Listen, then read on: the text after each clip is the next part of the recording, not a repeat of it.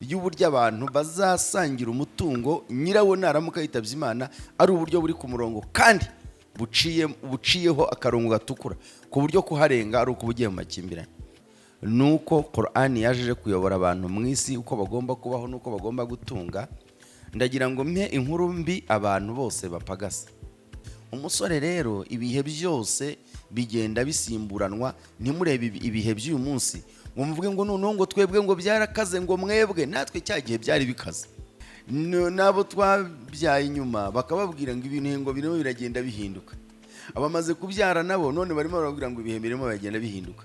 Qoran ijyana na buri gihe na buri hantu na buri bintu. Nta hantu Qoran igera ngo buri gisubizo. Abasore rero icyo bibasaba n'inkumi niki ni ukumenya ukuri yitwaraga, kumenya uko intumwa yitwaraga.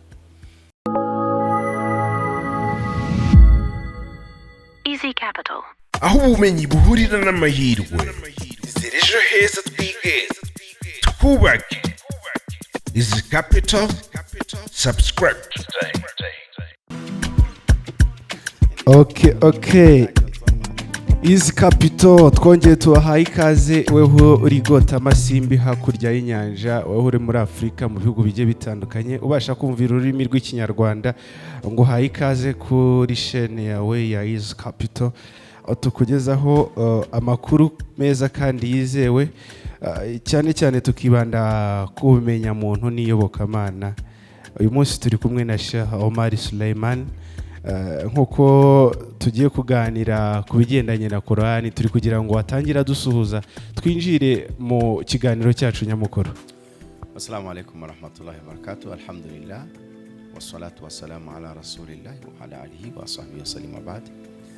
Nuko rero dusuhuzanya, ni nuko dushimira Imana, ni nuko dusabira amahoro n'igishimwa Imana Muhammad wasozereje abandi barimo bose Imana yohereje mu isi. Ngo iyo mvuze abarimu bashaka kuvuga intumwa n'abahanuzi uko bagiye basimburanwa mu isi.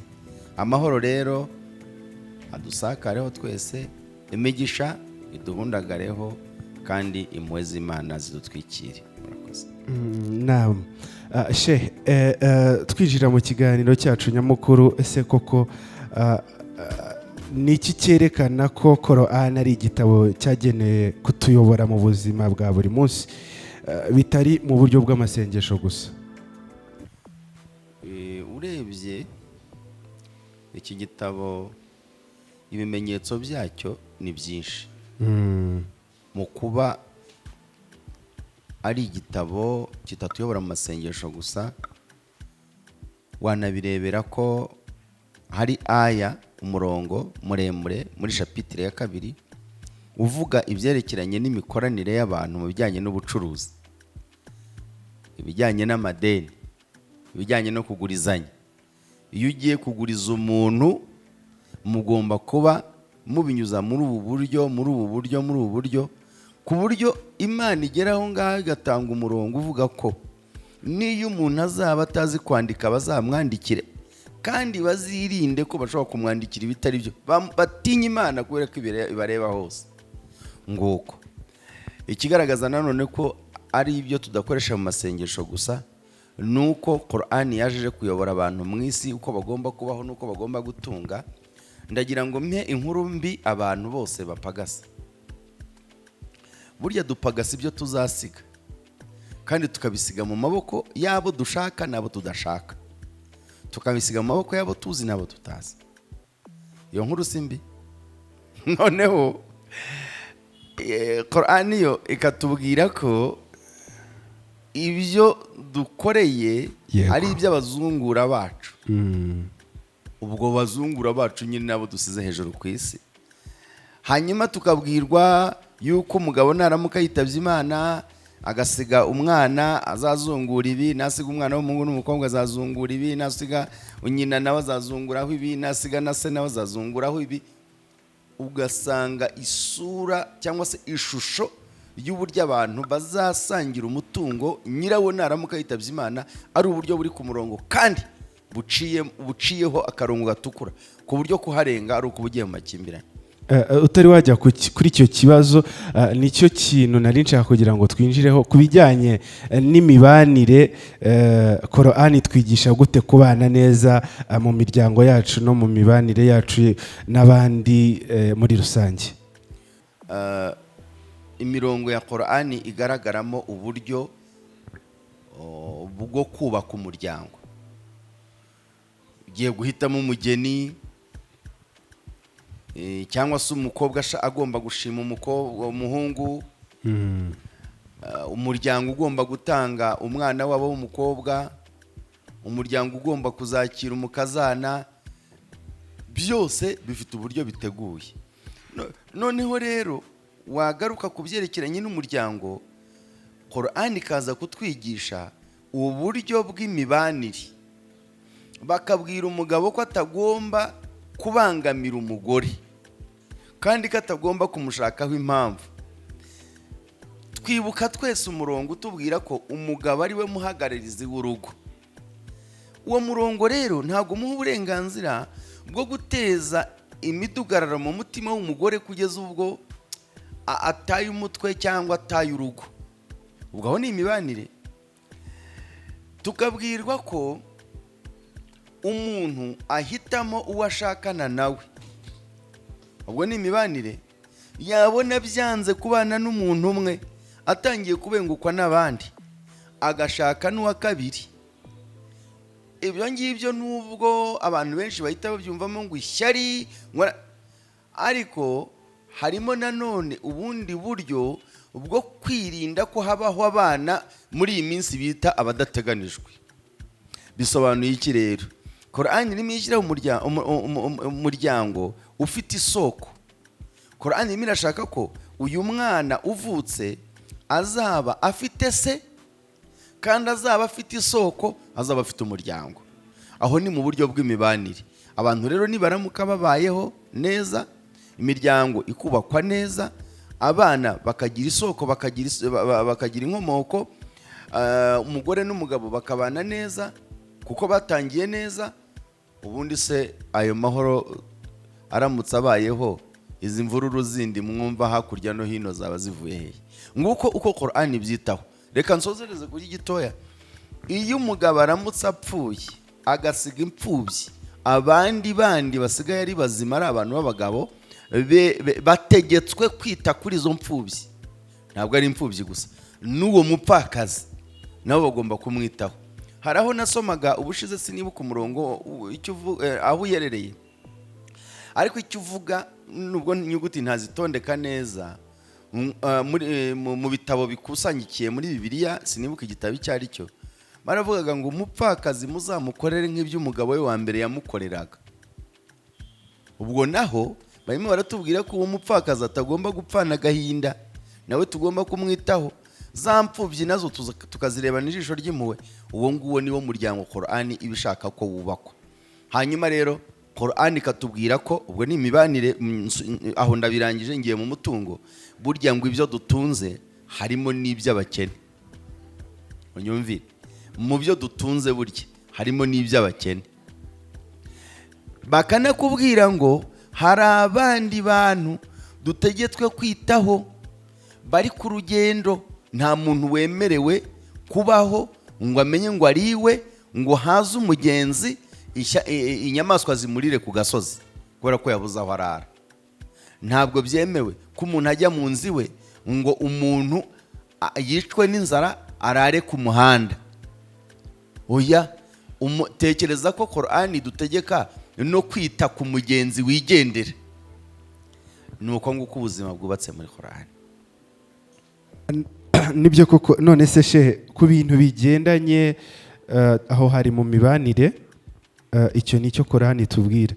Ku bigendanye n'umutuzo wo mu mutima, ni ayahe masomo ya Qoran atwereka ko uburyo bwo guhangana n'ibigeragezo byo mu buzima bwa buri munsi? Iyo mirongo ni myinshi cyane. Iyo mirongo iba ari myinshi cyane ku bijyanye n'ubu buzima bwacu. Yego. Ndetse muri ubu buzima hari n'umurongo cyangwa se imirongo ubwo ngubwo ntabwo tuba twagiye kuko ntabwo tuba tuzi ngo urashaka kutubaza iki, utubaze n'iki ariko mba ngira ngo mu gusubiza nk'urubuga n'abantu bazakurikira ikiganiro nabo bajye gusoma. Ugiye n'urugero ukandika mu ishakiro ukandika ngo asaburu, niko kwihangana babyita saburu, ukabyandika muri Qoran, kwihangana mu buzima, wareba inshuro iryo jambo rizazamo ukurikije uburyo abantu baca mu buzima butandukanye. Ijambo ryo kwihangana iteka byanga bikunda riraduherekeza. Reka nkuwe n'urugero, urebye nk'isura bita suratul asr, isura bayita suratul asr. Iyi suratul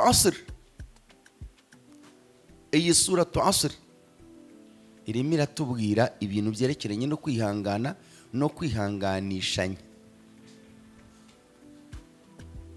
ngo umuntu ari mu gihombo, ariko abatari mu gihombo niba abandi bemeye bagakora ibikorwa byiza, bakagirana inama yo kwihangana, bakagirana inama y'ukuri. Unyumvire iyo mirongo, ni imirongo nayo mito ariko irimo iraturema umutima, itwereka kwihangana mu buzima. Ibyo rero bigatuma duhora duhanganye n'ibi ngibi tubona hano ku isi. Ariko reba n'urugero, ese nka buriya iyo umuntu ageze mu byago ntuzi ko aba agowe? Umuntu akaba agowe, umutima ukaba ugiye gusandara, yumva bakamubwira bati nimuhe inkuru nziza ba bandi bihangana, ba bandi bagerwaho n'ibigeragezo n'ibyago, bakavuga bati twaturutse ku Mana kandi niyo tuzasubira. Uwo ni umugisha udasanzwe, ni umugisha utabonwa n'uwo ari we wese. Iyo umuntu wemera wizera amaze kuvuga iri jambo akavuga ngo twaturutse ku Mana kandi niyo tuzasubira, kuri we ibyago biba bicitse intege. Ubwo ni uburyo bwo gusana imitima. Hanyuma kubera ko abantu bakora amakosa bakayakorera abantu, bakayakorera Imana, uyu nguyu arimo arabwirwa iki? Ngo nuramuka ukoshereje umuntu uzamusaba imbabazi. Uyu nguyu akabwirwa ngo niba wakoreye Imana ikosa uyisabe imbabazi, kandi uyisabe uri kweza umutima koko. Ibyo ngibyo ni ibikwereka ko ya mitima rero ibungabunzwe dushingiye kuri Qoran, ahubwo abantu barimo barabikoresha. None sheha, ni gute twahindura amasomo ya Qorani tukayashyira mu bikorwa byacu bya buri munsi, habe mu bucuruzi, mu kazi, uburezi n'imibereho? Ubundi mu ncamake, yego, mu Buyisilamu uretse na Qorani n'amahame y'intumwa y'Imana Muhammad sallallahu alaihi wasallam, umwisilamu agomba kumenya ko ahantu hose haba kode, ahantu hose haba kode ikoreshwa. Iyo umwisilamu ari muri ubu buzima agomba kumenya ko mu kubana n'umugore we hari kode, nasubire yajye kureba icyo muri Qorani barimo kuvuga. Mu kubana n'umuturanyi harimo kode, nasubire yajye kureba. Mu kurera abana mu buryo bwiza harimo kode, muri Qorani kode irimo. Ikintu cyose gifite kode, igisubirayo ujye kureba. Mu byerekeranye no gushaka umugore harimo kode, jya kureba uko bihitamo kandi umenye ko nta mugore w'ubuntu uhari. Urumva iyo ni kode, nta mugore w'ubuntu uhari, agomba kuba yishyurwa inkwano. Urumva iyo ni kode. Niba wabengutswe aho kugira ngo ujye gushurashura, ubwo ngubwo biragusaba gushaka. Yego, hanyuma mbese ni uburyo buri aho ngaho buteguye ku buryo ari inzira ziharuye. Icyo bisaba umuntu kugira ngo bijye mu buzima bwe ni ukubishyira mu bikorwa, ariko urumva ntabwo umuntu yashyira mu bikorwa ibinatiza. Reka rero tugane wenda nko ku kintu cyerekeranye no guhangana n'intekerezo. Murabizi bavuga ngo sekibi, Qoran iteganya uburyo umuntu ahangana na sekibi. Sekibi rero agira n'abakozi. Mu buryo bwo guhangana nabyo, intumwa y'Imana ikatubwira ko cyangwa ikatwigisha ko iyi Qoran tuyifata mu gitondo tukagira imirongo dusoma. yaba suratu nasi, qul a'udhu birabbil falaq, qul a'udhu birabbin nas, qul huwallahu ahad, ayatul kursi. Izo ni aya nyine tugarukaho mu biganiro byacu bya buri munsi tubwira abantu ko bagomba kuzigarukaho bakazisoma. Ndetse hari n'imirongo tubwirwa ngo iyo umurongo usomye Nyagasana guha abamarayika bakurinda kuva muri icyo gitondo uyisomye kugeza bwije. Wabisoma nimugoroba Nyagasana akaguha abamarayika bakubungabunga bakurinda babana nawe kugeza bukeye. Ubwo ni uburyo rero bwo guhangana no gutuza imitima dukoresheje Qoran. Nubwo buryo yajya mu buzima bwacu. Cyo kiramutse gitabaye rero, icyo ni kiramuka gitabaye, umuntu agenda rwose nk'imodoka idafite feri. Tugana ku musozo, Sheikh, ndi kugira ngo tujye no kuri angle y'urubyiruko. Ese Qoran ifite ubuhe butumwa bwihariye ku rubyiruko ruri gukura muri bino bihe, aho ubona ko ibihe n'imiterere y'isi igenda ihinduka? Urabona ko ihindagurika ry'isi rigenda rihinduka. Ese urubyiruko ruvuka Qoran ibyirukana n'uru rubyiruko gute? Kandi isi ihindagurika ry'isi rirakataje, yego, cyangwa bikunda. Ariko iri hinduka ry'isi tumenye ko Qoran imaze ibinyejana 14 byose biruzuye. Yego. Imyaka 1400, ubu tugeze mu mwaka w'1447 duhereye igihe intumwa y'Imana yimukiye iva Imaka ijya Madina. Yego. Ubwo rero ibyo tutangiye ikinyejana cya 15. Muri iki kinyejana cya 15 uyu musore arimo arasabwa kwitwara nk'uko umusore witwa Muhammad yabayeho. Iyo kode agomba kuba yisoma, agomba kuba amenya ngo uyu wamanuriwe Qoran yitwaye ate mu bihe bye. Kandi nagira ngo mbabwire ko buri gihe kigira iterambere ryacyo. Kera tukiri bato batubwiraga ko ngo ibihe ngo byahindutse, ngo ubu ngubu ngo iterambere. Nabo twabyaye inyuma bakababwira ngo ibintu ngo birimo biragenda bihinduka. Abamaze kubyara nabo none barimo barabwira ngo ibihe birimo biragenda bihinduka. Qoran ijyana na buri gihe, na buri hantu, na buri bintu. Nta hantu Qoran igera ngo buri gisubizo.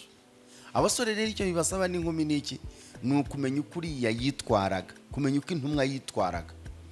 Tubabwire ko Abrahamu barwana intambara yo kumenya Imana bari abasore.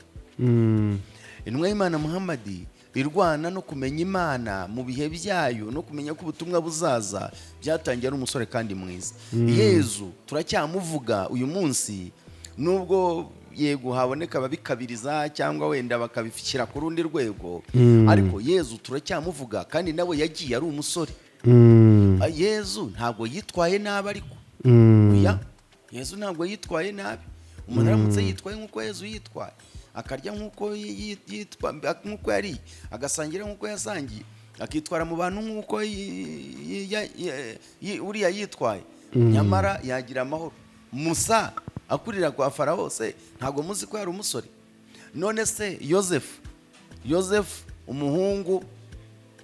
umuhungu wa Israheli cyangwa umuhungu wa Yakobo, ntabwo muzi ko se yari umusore? Nimuzi ko yafunzwe ari umusore akagenda agatunganya gereza nubwo yari mu mbohe, yaraboshywe anakubitwa ikiboko? Umusore rero ibihe byose bigenda bisimburanwa. Ntimurebe ibihe by'uyu munsi ngo mvuge ngo noneho ngo twebwe ngo byarakaze ngo mwebwe, natwe cya gihe byari bikaze. Ubwo rero biramusaba iki? Gukurikira neza umurongo intumwa n'abahanuzi zanyuzemo, cyane ko ubu ngubu turi mu cyumba cyigishirizwamo intumwa y'Imana Muhammad sallallahu alayhi wasallam. Imana imamahoro. Reka mbashimire mwe mwari mukomeje gukurikira ibiganiro bya East Capital. Reka nongere mbashimire, iyi yari East Capital kubwo kuduha umwanya wanyu, mukaduha igihe cyanyu, mukabasha kumva bimwe mu byo muba mukeneye. N'ubu n'ubumenyi warukenewe no munsi. Ushobora kuba rero wagize amahirwe yo kugira wumve bimwe mu byo utaruzi kuri Qoran. Ndagusaba kugira ngo ukore share and like and subscribe kugira ngo dukomeze kumenya n'ibitekerezo byanyu, nuko mudusigira komenti tukamenya nimba hari icyo mwabashije kudasobanukirwa, natwe bidufasha kugira ngo dukomeze tubakorere neza kandi ibintu byacu bigere ku ntego. Ushaka serivisi zizewe zo gutwara ibicuruzwa byawe mu Rwanda no ku isi yose, Aska Logistics Limited iragutwara aho ushaka igihe ushaka. Twihariye mu gutwara ibicuruzwa byo mu ndege air freight, ku nyanja sea freight, mu modoka land transport, ndetse turanagufasha mu byangombwa bya douane, customer clearing and forwarding. Dutanga serivisi zihuse, zizewe kandi zubahiriza igihe. Hamwe na Aska Logistics, ibintu byawe bigera aho bigomba kujya mu mutekano usesuye. Duhamagare kuri 07 88 63 08 56 cyangwa se udusure kuri Prince House Limera. Aska Logistics Limited, tugutwara aho ushaka igihe ushaka.